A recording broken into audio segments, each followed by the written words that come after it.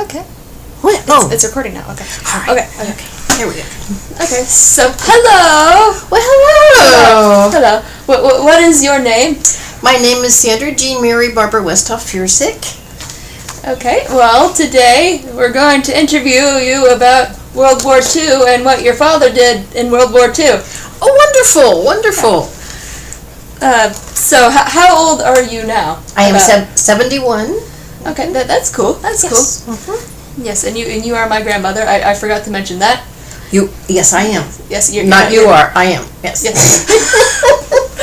You're not just a random stranger. You are my grandmother. That's correct. Yes. Mm-hmm. And about how old were you during the time of World War II? I was born a couple months into World War II, and I was about 2.5 when my father came back from World War II. That's cool. Mm-hmm. Okay, and where did your family live during this time? We lived in Reading, Ohio, a big 2-story house. We had the first floor, and the landlady lived upstairs. Yes. That's cool. Mm-hmm. Okay, and so do you know what your father did before the war? I have no idea. Okay. That works. Yes. Okay. And do you know how old your father was when he served? I think he went in at about age 32. So he was about 34, 35 when he came out. Okay. Okay, and so what did your father do during the war? Like, what was his job? He was a seaman first class, and he was based on a minesweeper.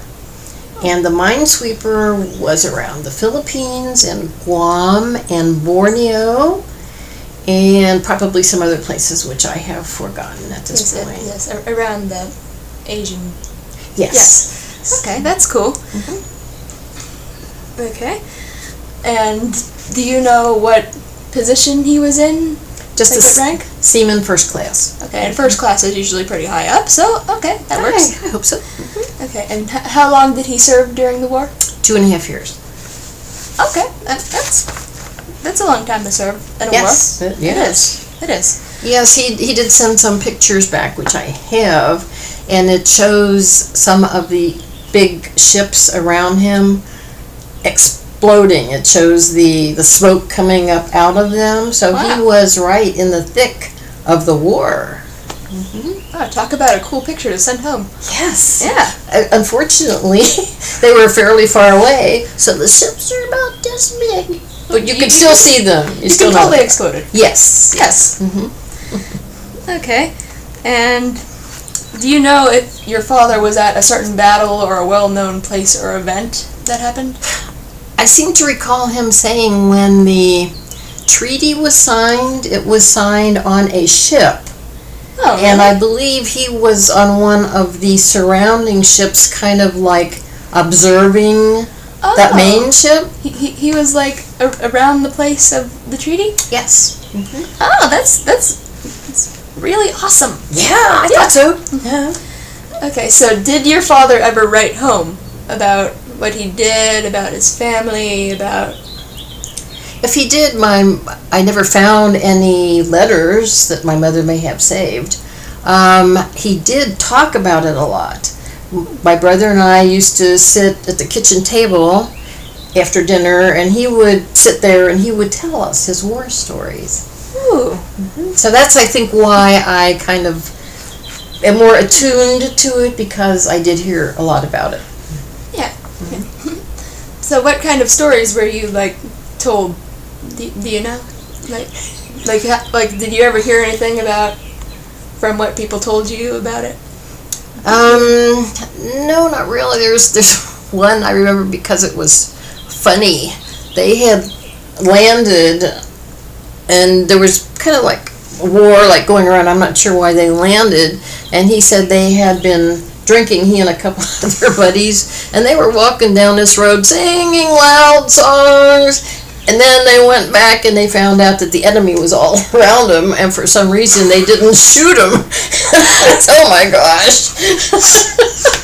I remember that because it was so weird. That is weird, yes. It's true. Okay. War stories. Mm-hmm. Okay, so did your father ever send anything home? while Yes, was he in the war? did. As a matter of fact, I have a necklace made out of shells. If you'll Ooh. excuse me for 1 second, I shall grab that. Okay. Sure, it's buried deep somewhere. This is made totally out of shells, and he got it, I think it was in Guam or Borneo, because their ship was around there, and he brought that home actually. Oh. And I'm not sure what kind of shells those are, but they're shell, and it's pretty. very long. It's about 18 inches long. Okay. Okay. Do you know what kind of medals or awards that your father was given for being in the military, if he got some? I'm assuming he got some. Yes, they are up here. Yes. And We don't have to take it down. We don't have to take it okay, however, we can do this. down. Whoa! How about that? This is movable. I'm not really sure what these are at the moment. I do have a list of what the medals are. This is my father right here. And here he is down here. Looks like we're getting... Well, the one has 4 stars on it. That's probably a really good sign. This one. One of them was there's from... his dog tags up there, too. Yeah, one of them was from the Philippines. I had to order that separately because the Philippines put out their own medals, and then he's got all these little bars down here. Yeah. Looks like we're not getting a very good shot of the faces because I think the light overhead is kind of... Yeah, I can just put in the pictures afterwards. Don't worry about it. Okay. Here we go. Okay. So, do you know any other of your relatives or people that you knew who were involved in the war? Well, in World War I, my father's brother, his name is Frank Westhoff. He was in the Army. I don't really know where he was stationed. Then my mother's brother, Joe, he was killed, and he was a tail gunner on a plane, and the plane was shot down. That's dangerous. Yes. That's very dangerous. So he died. And then my brother was in the Vietnam War. He was in the military police, and he had a dog assigned to him, and they were patrolling a lot of the bases, but I'm not sure what they were looking for. Okay. Just patrolling generally. Just patrolling. Maybe looking for enemies. I don't know. You have to be on watch. Oh, definitely. Yeah. Okay, and... Okay, so around the time period that you could tell what was going on right after the war, what did you think happened before we had all of these documentaries and stuff about World War II? What did you think about it, like, after the actual time? I don't think I realized how bad it was. How many people were killed. There were hundreds of thousands, from what I understand. Yeah, and a lot of them aren't even buried here in the United States. They're buried where they fell, and there's still a lot of people missing that have never been found. So, yeah. Yeah. I mean, by now they're probably dead if they weren't found, but, I mean, just... They might be still alive. Did you hear about that one Japanese guy? Seriously? Yeah. Was really something. That was something. Yes, the one who was out on the island and he was hiding there for all of those years. Yes. Yes, because he didn't want to come back home because then that would be dishonorable because he didn't, die in action. Yeah. Okay, and how different do you think that the world would be today if we didn't win World War II?